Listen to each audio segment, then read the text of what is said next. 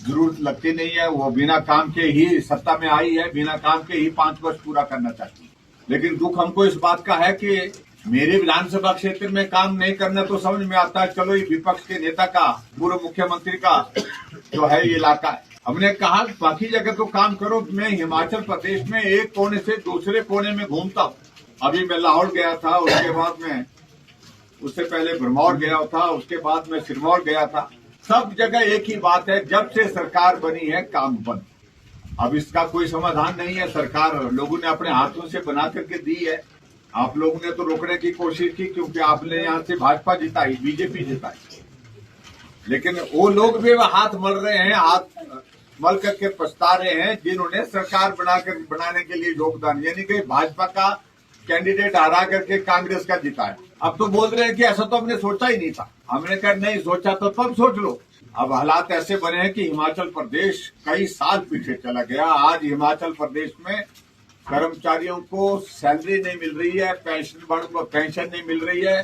गारंटियां दे करके रखिए कि नौजवानों को हम 5 लाख नौकरियां देंगे, 5 साल में 1 लाख नौकरियां 1 साल में देंगे।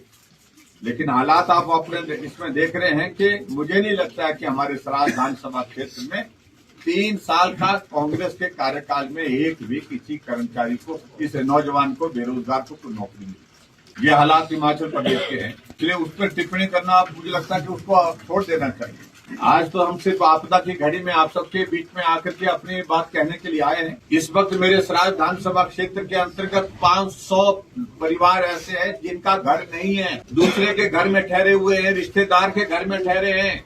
कुछ जगह तो थुनाड़ी वाले तो जाकर के स्कूल में ठहरे हुए, और ऊपर से मौसम बरसात का अब सीधा सर्दी में जा रहा है।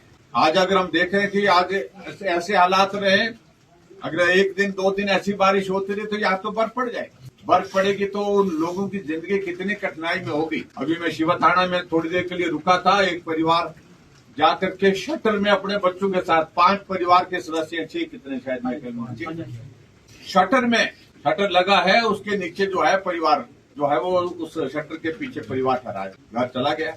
ऐसे हालात में हमने कहा कि सरकार को मदद करने के लिए आगे आना चाहिए। अब केंद्र में मोदी जी हैं, प्रदेश में मुख्यमंत्री कांग्रेस के हैं, और वो एक ही चीज रोकते हैं कि मदद नहीं आ रही है, पैसा नहीं आ रहा, मदद नहीं मिले, केंद्र नहीं कर रहा। अरे केंद्र सरकार के साथ साथ में प्रदेश सरकार की भी तो जिम्मेवारी है।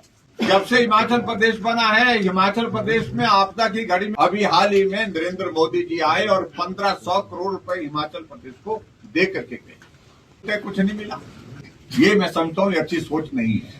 5,500 करोड़ रुपए हिमाचल प्रदेश को सिर्फ आपदा का मिल चुका है अभी तक, और 1500 करोड़ रुपए मिलाए तो ये जा करके 7,000 करोड़ रुपए बनता है। लेकिन गरीब लोगों का घर टूटा है तो टूटा है, वो अभी तक 2023 के बाद अभी तक नहीं बन पाया। जिनको जो मदद होनी चाहिए थी वो मदद नहीं हो पाई। सड़क टूटी है तो टूटी है, मलबा जहां पड़ा है वहीं पर पड़ा। ये सारी बातें हैं। हमारे समय में भी आपदा आती थी, लेकिन क्या होता था कि हम 3 महीने के अंदर सारी सड़कों को क्लियर करते थे, जो डैमेज हुए होते थे उसको रिस्टोर कर देते थे, ठीक कर देते थे। मैं परसों अभी आ रहा था, घर गांव के लिए आ रहा था, ऐसा नहीं लग रहा था कि हम जाकर कहाँ जा रहे हैं। मैंने 1993 में पहले चुनाव लड़ा है, जितना उस वक्त चलना पड़ता था सराज विधानसभा क्षेत्र में पैदल, जब उससे ज्यादा मैं अब की बार जो है, जब आपदा की घड़ी आई उस वक्त में चला। और उस वक्त तो कम से कम एक चीज तो होती थी, पैदल चलने के रास्ते होते थे, खच्चर के रास्ते होते थे। अब की बार ना पैदल चलने के रास्ते ना खच्चर के रास्ते रहे। ये स्थिति बनी। मैं इसमें सरकार को दोष दे रहा हूं ऐसा नहीं है, लेकिन हालात ऐसे बने हैं तो इस सारे दौर से सरकार को ठीक करने के लिए काम करना चाहिए, जो नहीं हो रहा है। ये हमारे लिए सबसे बड़ी पीड़ा की बात है।